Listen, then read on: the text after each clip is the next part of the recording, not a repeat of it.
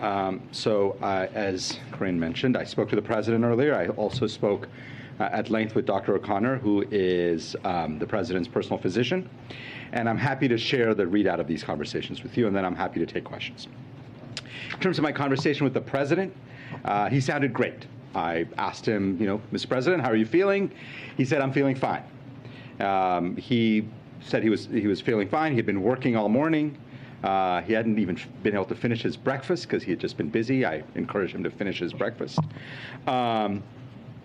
In terms of my conversation with Dr. O'Connor, we talked at length about what happened this morning. As Corinne mentioned, the president got his regular testing that he does on his regular cadence. After he tested positive, he reported these symptoms that have been described. Dr. O'Connor examined him thoroughly. He found his exam to be normal, to be at his baseline. And then obviously he recommended that the president take Paxlovid. The president accepted that recommendation and has started Paxlovid and has taken his first course already. I want to also just take a minute to sort of mark this moment. Because the president is fully vaccinated, double boosted, his risk of serious illness is dramatically lower. He's also getting treated with a very powerful antiviral, and that further reduces his risk of serious illness.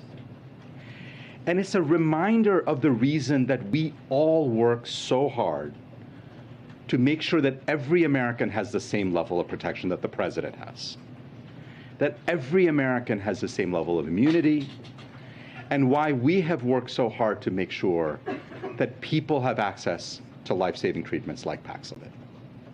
These are incredibly important things for the president to have. They're incredibly important things for every American to have.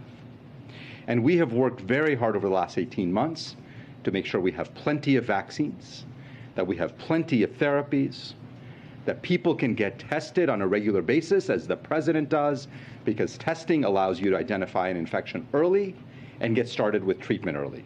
And we all know from medicine that early treatment is always better.